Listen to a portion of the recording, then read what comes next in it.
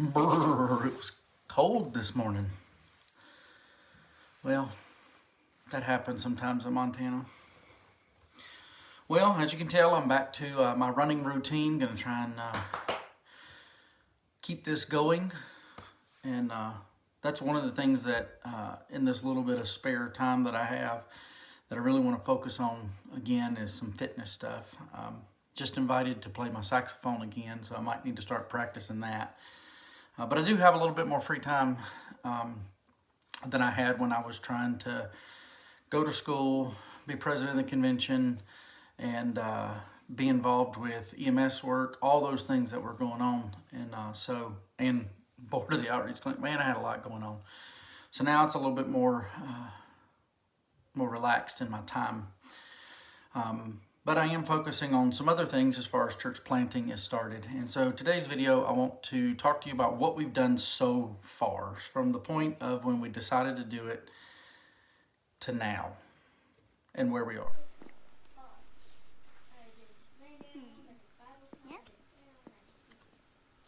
Oh, those were close. They were the same color, Yeah. but they weren't the same. Oh, you got the A's. Oh, you got the Boston Red Sox. And when God says, I am, Oh, Boston Red that's Sox. like a name. Alrighty, so let's talk about where we are so far. Sharon and I have been praying about this for a while. We shared some of that.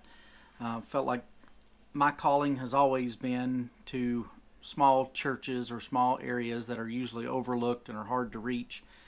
And just over the past few years, the Lord's been working on me to not just be comfortable here in Jordan, but to expand out and use my gifts and my calling in other ways. And so that's kind of how we led up to this. But once we made the decision that we were going to do church planting, we're Southern Baptist, so we reached out to the North American Mission Board and tried to figure out what that would look like. Without getting into all the politics and details, NAM doesn't really plant in the southern states. They work through the state conventions that are there. And so we contacted the North Carolina Convention and started to start a conversation. There's a few things that you can see.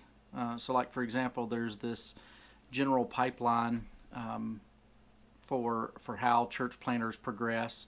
And it's more about reaching the point of being funded and supported by the local convention there. So you have to go through these assessments, and you have to get through the training, things of that sort, and then you're working together with the state convention.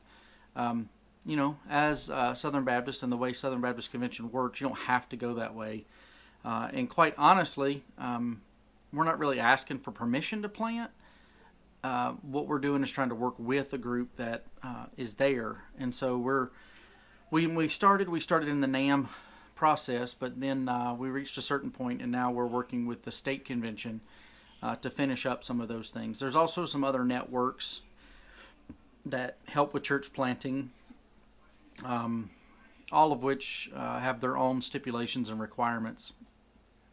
And all of that helps with funding, training, support, all those types of issues.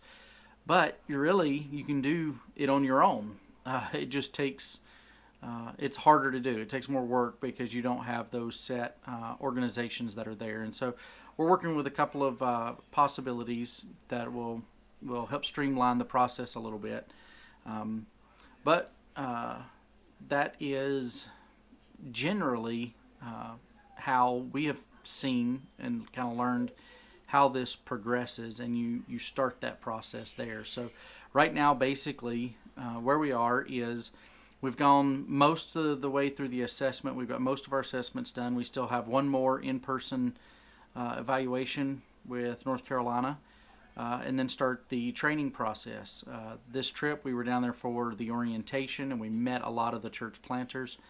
And so that's where we are with that.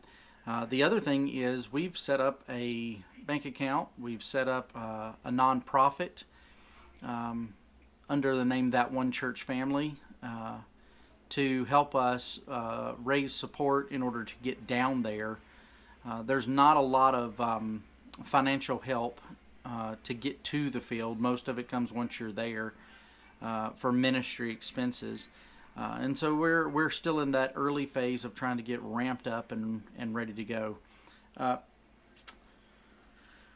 From a purely spiritual point of view, we've made the decision to go. We're following the Lord's guidance. The rest of this stuff is details and things to try and work out. So we actually are going to leave. We don't know what we're going to and what that's going to look like, but we've made the decision that we're leaving. And so at the next business meeting here in Jordan, I'll be sharing a final date with the church so that they know when my last Sunday will be. And we need to start planning the moving. We're going to have to rent a truck. We got people who are coming up to help drive vehicles, all of that type of stuff. We're looking for housing in that area, all of that. And that's kind of where we are right now. We've made the decision to plant the church. We've got a few things in place to help us get there, and that's kind of where we are right now. So have you made any progress? It depends on how you define progress. We've had a lot more information, and it's going to be one of those things where either God works a miracle and provides some housing, or one of the things that we're considering right now is getting a Class C RV that you can keep down there. You can do a year rental, but we'll establish our residence probably in STEM. Got to go out here and get the ash bucket so I can clean out the ashes.